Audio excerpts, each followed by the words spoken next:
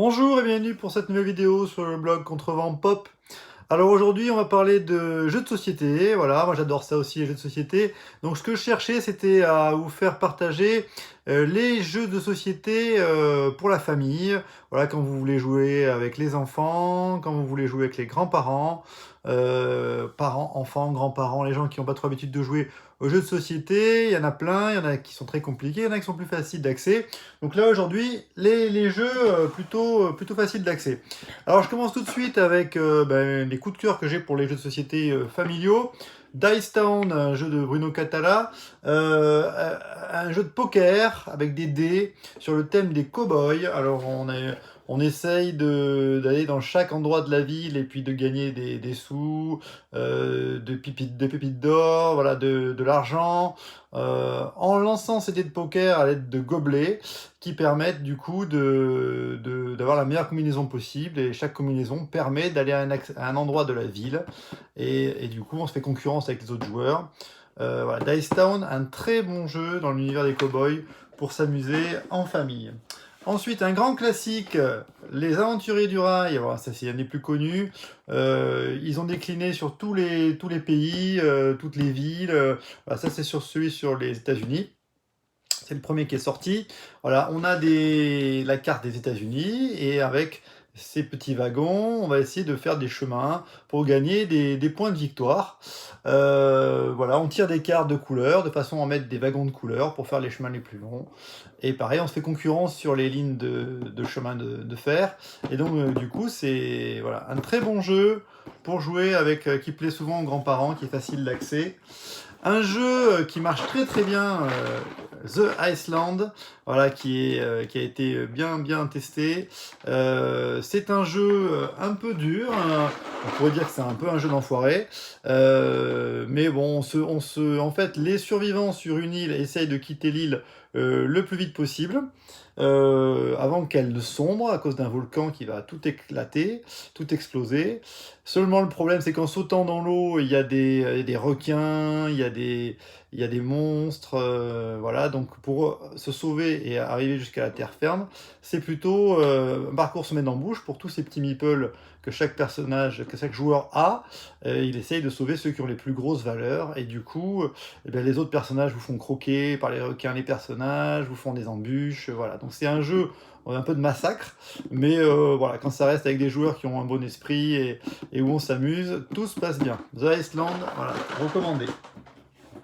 Un jeu qui, pareil, qui est un des meilleurs jeux pour la famille, Jamaïca. Voilà, Jamaïca, c'est un jeu sur les pirates. Alors, les doublons, on fait autour de la Jamaïque, on fait la course de bateaux pirates avec des cartes qui ont des valeurs. On avance, on recule, on va chercher des trésors, on se combat à coups de canon, on remplit ses cales avec des canons, avec de la nourriture pour pouvoir avancer. Et donc, le premier qui finit la course n'a pas forcément gagné, puisqu'on compte aussi les points de victoire des trésors. Et donc du coup, vous avez tous les pirates, voilà. C'est très bien dessiné, le matériel est magnifique. Jamaïca, c'est un grand classique. Voilà, on s'y croirait, c'est vraiment excellent. Un jeu pareil, de famille. Alors là, c'est un peu sur le thème, comme un petit peu un loto. Chacun tire des symboles. Augustus, voilà. Chacun tire d'un sachet, on tire des symboles, et chacun marque sur sa carte les symboles correspondants. Ces symboles, une fois qu'on a ce qu'il faut, ce qui est demandé, on valide la carte, et les cartes ont des effets, ont des points de victoire, ont des pouvoirs. Et donc ça se joue très vite. On sort le nom d'un bouclier, d'une épée, hop, on coche sur sa carte, et puis une fois qu'on a la carte, hop, on en prend une autre. Voilà, ça marche très très bien, c'est simple d'accès, c'est facile, c'est rigolo. Donc voilà, Augustus, un très bon jeu aussi. Il n'y a que des bons jeux. River Dragon, un jeu de Roberto Fraga, avec un matériel somptueux, avec des petits bonhommes en bois. Voilà, on est sur un lac en Chine. On doit faire passer ces bonhommes de couleur à travers le lac pour arriver de l'autre côté du lac. Sauf que chacun va mettre des planches de bois pour pouvoir passer sur les pierres, et on va se faire des coups tordus. C'est aussi un jeu d'enfoiré. On va faire sauter les ponts. Alors, on joue tous une carte en même temps. On joue même plusieurs cartes en même temps, tous en même temps. On les révèle tous en même temps, et il se produit des actions. Et du coup, on voit à peu près ce qui se produit tous en même temps. Et donc, ça part un peu en cacahuète. Il y en a qui tombent à l'eau, ils doivent repartir au début. Voilà, on peut casser les ponts des autres. Voilà, donc River Dragon, pareil, dans un esprit un peu chafouin, mais qui marche bien aussi. Vous avez aussi, si, hop, hop, voilà, Wingspan, un peu plus compliqué. Alors il faut lire les cartes, il y a des règles un peu plus, voilà, mais il est reste quand même familial. Ça a été le triomphe de cette année au niveau des jeux. Il y a un très bon matériel avec voilà, des plateaux personnels à chacun. En fait, on va mettre des oiseaux dans sa collection, on va pondre des œufs, voilà, il y a un nichoir avec des ressources pour que les oiseaux, on puisse les avoir, on puisse leur donner ce qu'ils ont besoin de manger.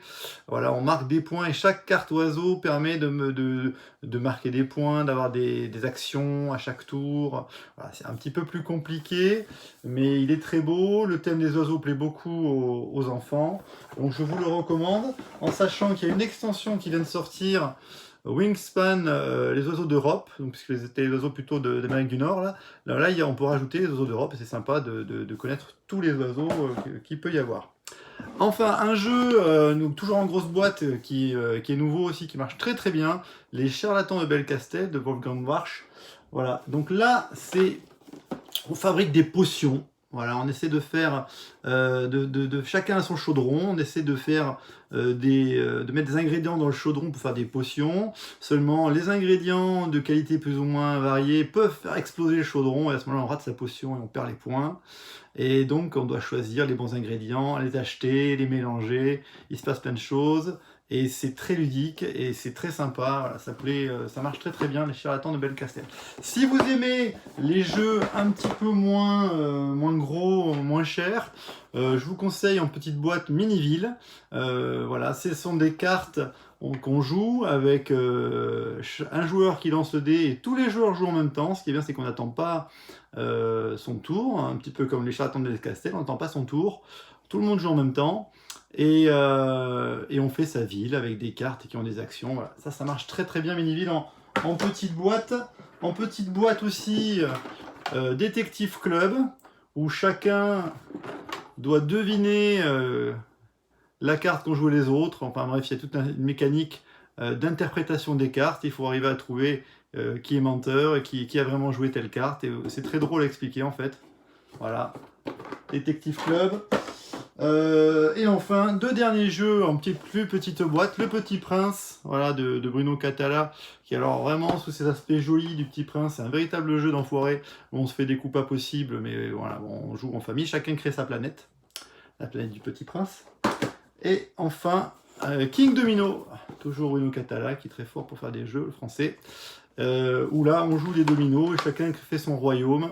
Voilà, chacun agence les dominos pour faire son petit royaume. Et donc, du coup, on choisit les bons dominos pour faire maximum de points.